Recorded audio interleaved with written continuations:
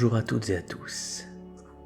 Certaines choses de notre quotidien nous sont parfois tellement familières que nous en oublions leur importance.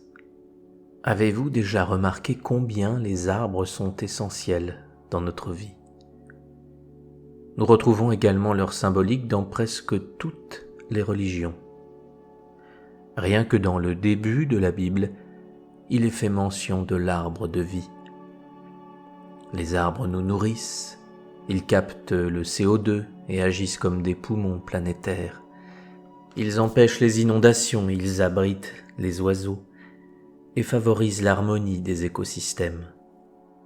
Je pourrais ainsi continuer la liste de tous les bienfaits que les arbres nous apportent, car elle est très longue. Malheureusement, aujourd'hui, cet aspect sacré de l'arbre est délaissé ou complètement oublié. Il est considéré comme un vulgaire outil, une matière première, monnayable.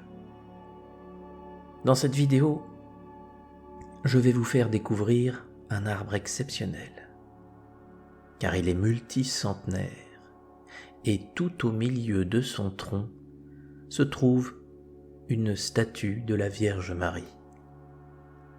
C'est un lieu peu connu. Il faut parcourir quelques routes campagnardes pour le trouver.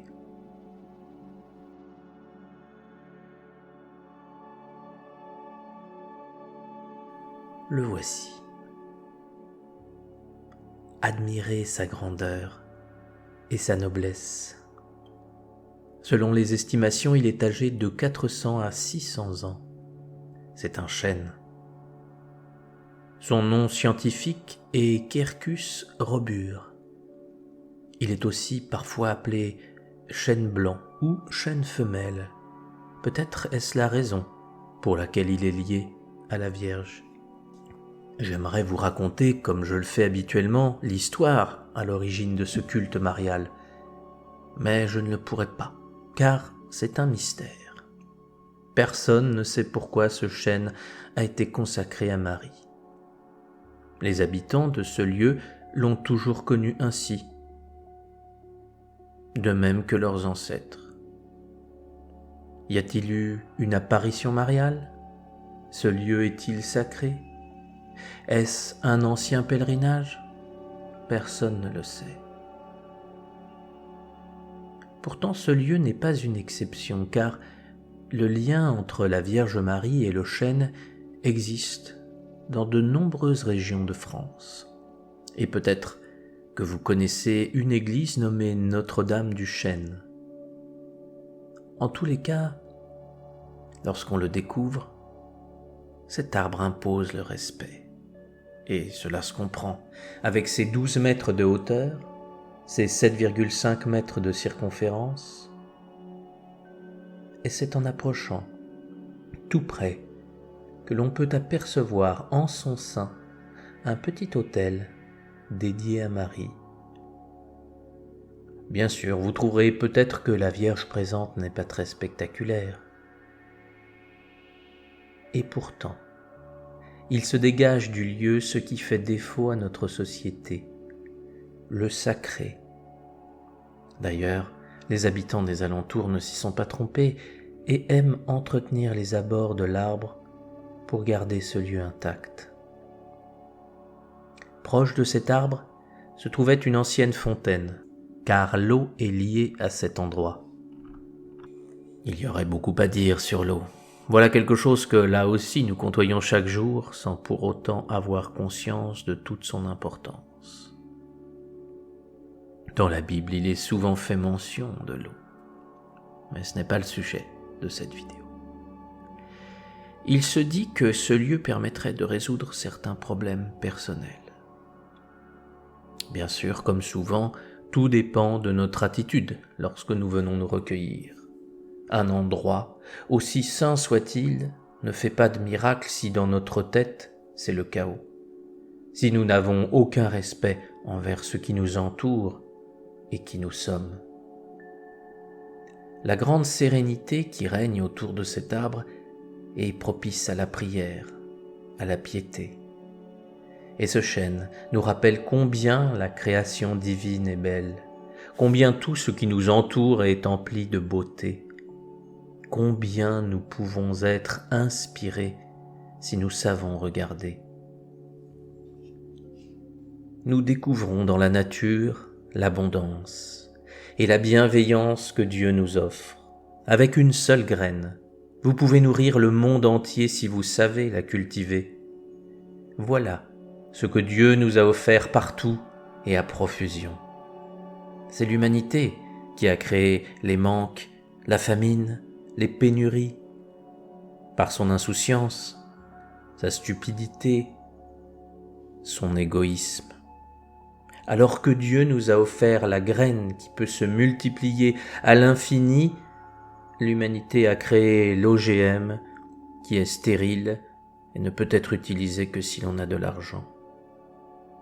Combien de plantes nous ont été accordées pour soigner nos maladies, nos maux, qu'ils soient physiques ou mentaux. Mais aujourd'hui, la majorité des êtres humains ont oublié tous ces bienfaits, tous ces cadeaux. Ce lieu est donc très inspirant car il nous rappelle l'amour infini que Dieu nous porte. Se promener dans la nature et regarder son abondance, c'est écouter Dieu nous parler. C'est comprendre qu'il nous a offert tout ce dont nous avons besoin. C'est une des nombreuses façons de ressentir son amour. J'espère que cette promenade vous a plu. J'ai encore de nombreux lieux méconnus à vous faire découvrir et de nombreuses histoires à vous raconter. La prochaine vidéo vous parlera d'une manifestation miraculeuse de la Vierge Marie qui a eu lieu au cours de l'année 2020 et 2021. Contrairement à ce que beaucoup pensent, il se produit toujours, de nos jours, des témoignages de l'amour de Marie et vous pourrez le constater. À bientôt, je vous souhaite, comme toujours, le meilleur.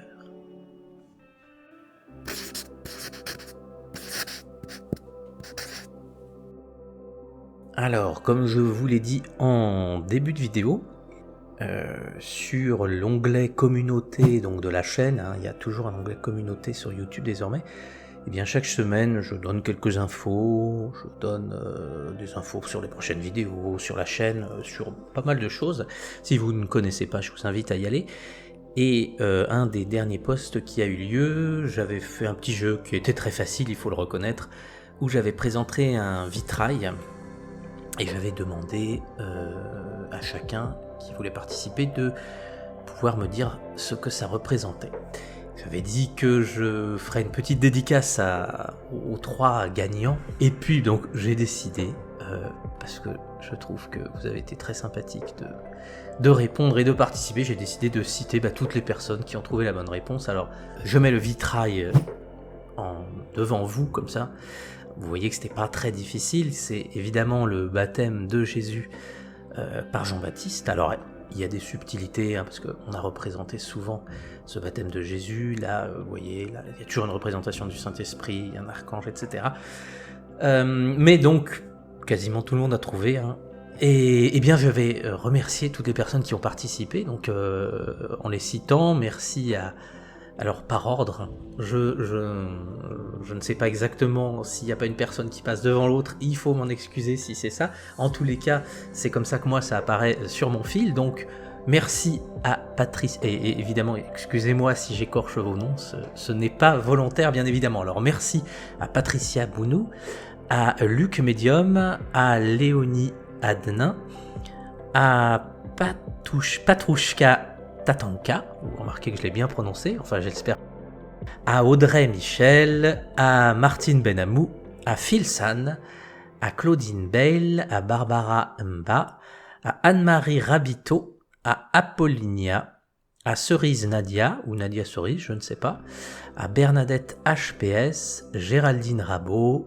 Monique Tremblay, Monique Hartmann, Raphaël Dos Santos, Laurence Martinez, Petri Sokpo, je l'ai bien dit, oui je pense, à Véro, à Isabelle Mi, à Patrick Gaillard, à Michel Dekaiser, et je pense n'avoir oublié personne. Voilà, donc merci à tous d'avoir donné la bonne réponse, d'avoir participé, et donc À ceux que ça intéresse, regardez l'onglet communauté.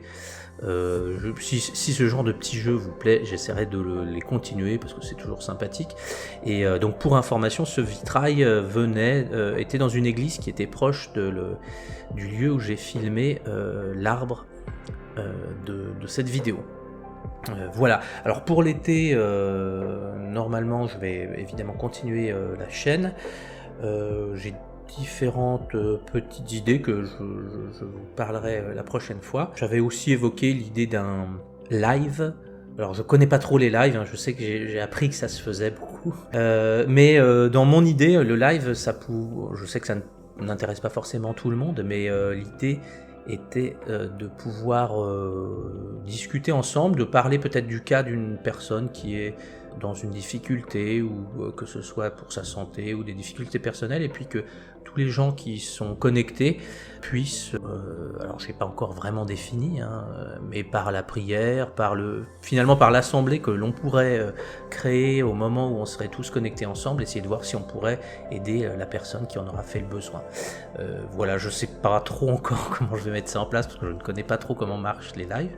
D'ailleurs, si vous avez des suggestions à me dire, si vous connaissez bien ce domaine-là, n'hésitez pas. Et puis voilà, je crois que c'est tout pour cette fois. Ah oui, bien sûr aussi, je voulais remercier énormément un donateur, en fait un couple de donateurs sur Tipeee, qui m'a fait un très gros don. Donc il s'agit de Marie-Sandrine et Thierry. D'ailleurs, si vous m'écoutez, toutes les personnes qui m'écoutent actuellement, je vous demande de faire une petite prière pour eux parce qu'ils vivent des moments qui sont assez difficiles. Et voilà, je m'associe avec vous pour pouvoir leur envoyer de très belles choses afin de les aider.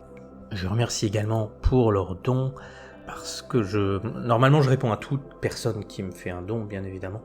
Mais je les cite toujours aussi en vidéo. J'ai juste un doute pour quelques personnes, donc je vais là aussi vous remercier en direct. Je mets pas nécessairement vos noms de famille parce que je ne sais pas si ça... peut-être vous voulez préserver votre anonymat, donc je ne vais citer que vos prénoms. Donc je remercie grandement Eric, Thierry, Karine, Guillemette, Yves, Daniel, Nicolas, Corinne et Pierre-Marie. Voilà, merci. Et Eric, et un autre Eric, voilà. Merci beaucoup. J'espère n'avoir oublié personne. Normalement non, hein, j'essaie de faire très attention. Et merci 1000 fois pour ce soutien que vous me témoignez. C'est véritablement une très grande preuve de générosité et ça me touche beaucoup et je salue votre grande générosité et je vous remercie encore. Je pense ne rien avoir oublié. Cette fois-ci, c'est vraiment la fin de la vidéo. Je vous remercie tous de votre attention et je vous dis à la prochaine vidéo.